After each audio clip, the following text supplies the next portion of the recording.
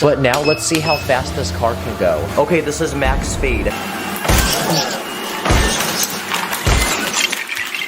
Okay, so I guess it can't handle that. Okay, we're now on the 9th Lego car on our list. But this time, it's made from 2,000 Lego pieces, and it's a giant armored car from the Batman movies. It has 4 giant wheels in the back. There's also a cockpit inside with seats and computers, and surrounding the car are these bulletproof shields built at different angles to deflect bullets. So we're gonna put that to the test and simulate some actual bullets.